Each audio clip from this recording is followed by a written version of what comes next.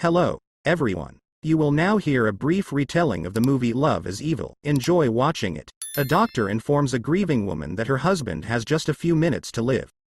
She sends her chubby son Hal to say goodbye to his father, but he is already decently drugged on morphine, so he talks all kinds of nonsense. Have you seen the cowboy? He gave me a singing penny in Tawny's pudding. A dying man gives a child his last words of admonition. To displease second-rate girls like his mama. For the Lord to rejoice, his chosen one must have a flawless ass and tight tits. The son swore to do his father's last will. Years have passed, and now the male only perches on the young and juicy. Well, at least he tries to. He went out hunting with Mauricio as high-class handsome as himself. He knows his worth, by the way, and the other day he dumped a hottie just because her second toe was longer than her big toe. Hal brags about dating his sultry roommate Jill. Although they actually only had one date, and the next time they meet, she's already trying to get rid of him. The next day another blow of fate awaited him. He didn't get his long-awaited promotion. His colleagues cannot understand why Hal has such high demands on the appearance of girls. He himself is far from a movie star.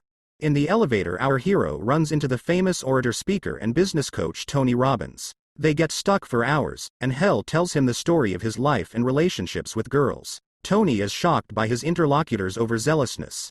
Even in established beauties he sees flaws. So he instructs Hal to see above all the beauty of a person's inner world, his soul. In addition, it will allow him to meet with the real beauties. The hypnosis was successful. When the man gets out into the fresh air, he immediately starts courting a pretty blonde to a real version of him that he wouldn't even approach. In the cab, Hal assumes the girl works as a model, which makes her laugh, and the driver is alarmed. He eventually decides to take her phone number, and they both can't believe they're interested in each other. Hal shares with his friend the events that happened to him today, and Mauricio gets annoyed with Walt, a jock with a split spine who, nevertheless, is always the center of attention. Afterward, Hal masterfully dances 3 flying beauties at once, whom Mauricio calls nothing short of nightmarish monsters. He decides to save his partner in amorous affairs from a herd of rabid buffalo. But Hal is willing to share with him, the most important thing being that the redhead stays with him. In the morning, Hal finds himself behind a full lady who looks like a cane in his eyes, but makes an unfortunate joke about the sales she picked out for herself in the lingerie department. The man apologizes and promises to make it up to her by taking the girl out to dinner. Rosemary tells him that she intends to join the Peace Corps, and then orders an exorbitant portion of food for her size. She takes the praise of her figure as a vulgar joke. Suddenly the metal chair under Rosemary's weight pays off herself. She struggles to get to her feet. The men, seeing the couple, joke that there is no more food left in the cafe. Hal is sure this is a lunge in his direction, so he responds by rubbing their noses in it, bragging about his beautiful companion. She gives the leftovers to the 2 homeless men. Hal asks the girl for her phone number, and she doesn't even understand why. Apparently, this is the first time this has happened to her. Before they say goodbye, it turns out that Rosie is the daughter of Mr. Shanahan, the president of the company he works for. Hal plans to introduce Mauricio to Rosemary. He is amazed how such a pretty girl can have such a wonderful character and sharp mind. The very girl with the long finger drives up to them and invites the ego to a Beatles concert, but the man is directly sickened by the sight of her finger. And his friend's girlfriend's appearance only makes him laugh. Rosemary works for free at the hospital and decides to introduce Hal to her young patients. The hilarious guy easily finds common ground with the children and plays a game of kissing with them. Rosemary thanks him for not being scared and treating them like regular kids. The man doesn't understand why she says that. Hal invites the girl in. She is shy and hesitant. After a couple of compliments, she asks her companion to stop saying that she is beautiful and not fat. Stop saying I'm a pretty girl and I'm not fat. Okay. It makes me uncomfortable. Alas, she does not believe in Hal's sincerity, but the next day she comes to him with an apology. During the date, Hal experiences the consequences of his ignorance, and the campers fully appreciate it when Rosemary bombshell jumped into the pool. Rosemary brings Hill to meet her parents. He misses the compliment as usual. It's clear who Rosemary has such a figure in. During dinner, Hal shares his ideas for the job with his potential father-in-law, and he offers to present them to the administrative board. He also asks the employee to stop pretending to like Rosemary, saying he already appreciates his wit and desire to rise to the top. But Hell is not punchable. He thinks that the father is just too high for his daughter, and now he understands why the girl has so many complexes. The male finally lures the maiden into his chambers. At first Rosie is embarrassed to show her bodaciousness, but when she dares, she launches her panties at Hell. He is amazed by this transformation of her underwear. The night goes well, and the neighbor Jill has a sense of ownership, and she invites Hala to her place. But he dynamites her. Hell makes a successful appearance before the board, and the boss makes him his partner. The co-workers get to know Hell's girlfriend, and as she leaves, she intercepts a small piece of cake. They, on the other hand, after learning the name of the chosen one, believe that the sly Hala tolerates the fat girl only to get close to the boss. At the gym, Mauricio once again persuades his friend to raise the bar and find someone prettier.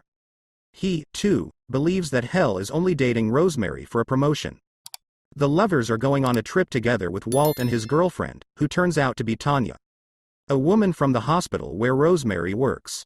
For a trip to the public restroom, Walt providently wears disposable gloves, and in the car we see what Tanya really looks like. She is the dry, old hag at heart. The girl admitted that the invalid had just sold his successful company, and she didn't mind taking a bite out of the money pie. At the local club, Walt is rocking the dance floor, as usual. It's also where Rosemary meets her friends from the core of the world, and one of the handsome Ralph was her boyfriend. Meanwhile, Mauricio finds Tony Robbins and complains that because of his compulsions, his comrade is now hanging out with nothing but ugly girls, and he begs the writer to restore his friend to his former condition. He persuades him to do so by lying that otherwise Hill will lose his job. But in fact, Hill has a different problem. Rosemary is invited by her old acquaintance to help the people of some third world country. He is jealous of her, and the girl objects that Hell is the only one in the world who thinks Ralph is cute. This time, the girl's weight can't take the already massive couch. When Hell stepped back to deal with the manager on the matter, Mauricio called him and uttered a phrase that took all the spell off of him. Love is evil, and you will also love a goat. And the girl manager instantly turned into a huge transvestite.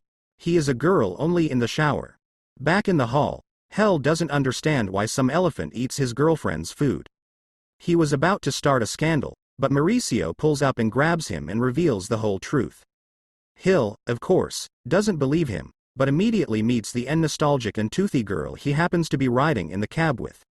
Hill is furious. He was absolutely fine with how things worked out for him, and he doesn't care how other people reacted to Rosemary, but Mauricio has taken this beautiful illusion away from him.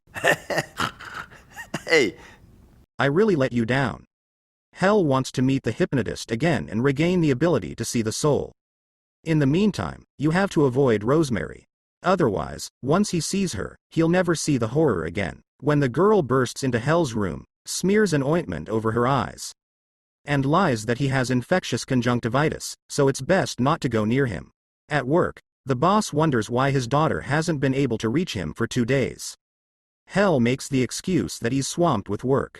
Time passes, and he still fails to arrange a meeting with Robinson. Rosemary calls to find out why Hell is avoiding her, but she does not get a clear answer. Once again Jill approaches her neighbor and invites him to dinner. He reluctantly agrees, but only to finally put everything in its place. At this point, the entire Shanahan family comes to this very restaurant for dinner. And Rosemary sees that Jill has taken Hella by the hand. The pretty girl makes one last attempt to get her neighbor into bed. But Hell makes a wise decision to settle down. Walking up to the pay phone, Hell does not recognize his lover. Hello, hello. Such ignorance hurts a girl. Well, when he immediately calls her up and asks her to meet him, she sees it as bullying. 5 days later, Mr. Shanahan demands that Hell back off his daughter and regrets that he confided in him earlier. Then he tells her that Rosemary has gotten back together with Ralph, and they are leaving with a Peace Corps unit. Hoping to catch Rosemary, Hell goes to the hospital. There he meets one of the girls he visited earlier. It turns out that she looks very different than he remembered, as Rosemary helps children from the burn unit. A friend comes up to our hero and confesses to him why he has such a strange attitude toward women. The fact is that he himself has one flaw. The very basic tail, which he can even wag like a puppy. Outside the Peace Corps, Hell meets Ralph and Rosemary, a fat Hawaiian or colleague. Well, Then Ralph himself appears, an eared sickly man suffering from psoriasis. Hala blesses him and Rosemary as a couple. But, the dopey man says it's not true, and he and the girl didn't get along. The fantastic foursome pulls up to Rosemary's house.